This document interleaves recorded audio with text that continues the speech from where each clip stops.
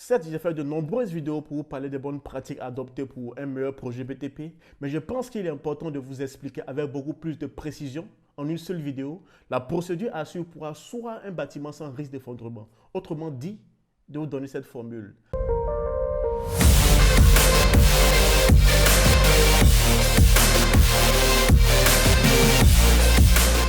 Bonjour, je suis Evra Akwasi, ingénieur en génie civil et hydraulique. Depuis le début de l'année, nous avons remarqué un phénomène qui prend de l'ampleur en Côte d'Ivoire. Un phénomène qui fait de nombreux morts et de nombreux blessés. Il s'agit de l'effondrement des immeubles.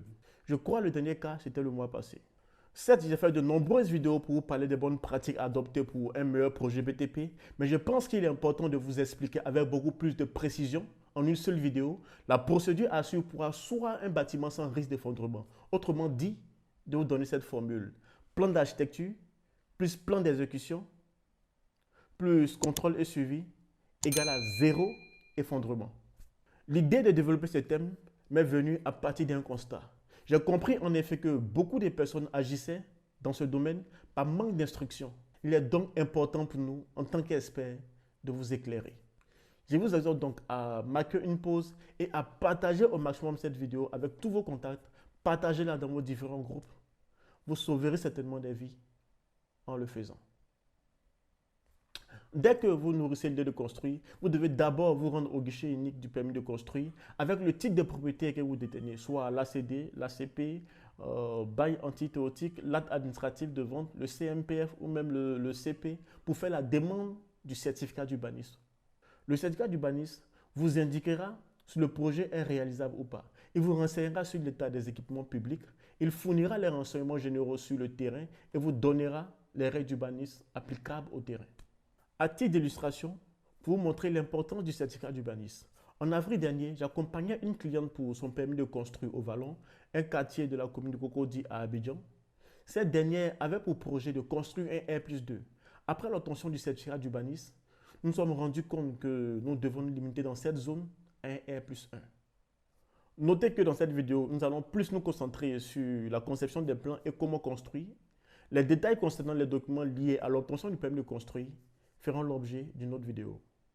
Pour la conception, vous devez premièrement avoir recours à un architecte muni de vos certificats d'urbanisme. Celui-ci vous fera une conception selon votre goût et votre mode de vie. Autrement dit, il vous fera des plans d'architecture que j'appelle très souvent les plans de principe. En effet, ces plans vous permettront d'avoir une vue générale de vos projets en termes de dimension des pièces constitutives de votre projet, des matériaux utilisés, d'aménagement intérieur et extérieur. Vous aurez également votre projet en images et en vidéo 3D réalistes qui vous permettront de mieux la visualiser.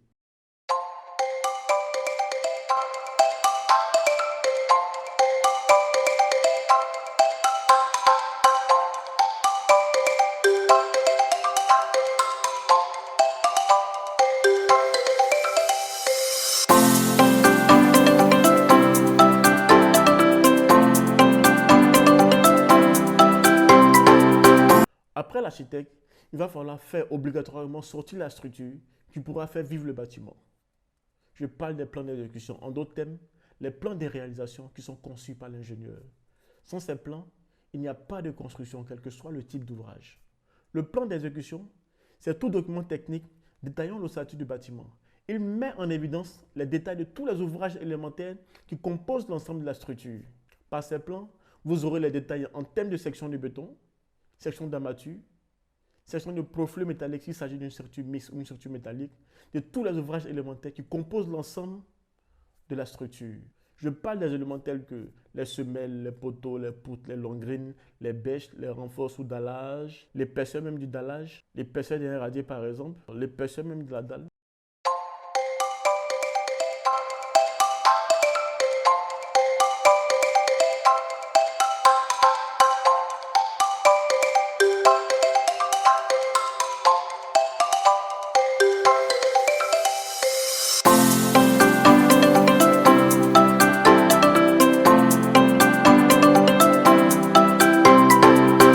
Avec ces plans, nous passons maintenant à l'étape de la construction. Pour la réussite de cette partie, quelle que soit l'expérience de l'entreprise de construction, il faut la faire suivre par un bureau de contrôle. Le bureau de contrôle a pour mission d'examiner les plans conçus par l'ingénieur, de veiller à la conformité entre les plans d'exécution et ce qui sera réalisé sur le terrain, de veiller à la qualité et au respect des dosages des différents matériaux utilisés. Il vous donnera également des conseils en termes de techniques de construction pour la bonne santé de votre projet. Quant à la vérification de la qualité des matériaux, vous devez obligatoirement payer les services d'un laboratoire qui a pour rôle de vérifier la qualité des matériaux avant et pendant son utilisation.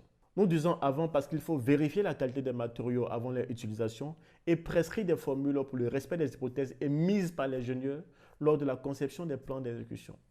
Pendant parce que même si les dosages sont respectés, il est important dans le cas du béton de faire un prélèvement lors du coulage et de les soumettre à des tests d'écrasement pour vérification. Si pour votre construction vous respectez cette procédure ou même cette formule, plan d'architecture après plan de structure, contrôle et suivi, je peux me permettre de dire que la probabilité pour que votre bâtiment s'effondre est de 0,00001. Pour finir, je dirais que pour éviter tout ce qui est effondrement pour vos projets de construction, ayez toujours recours aux experts.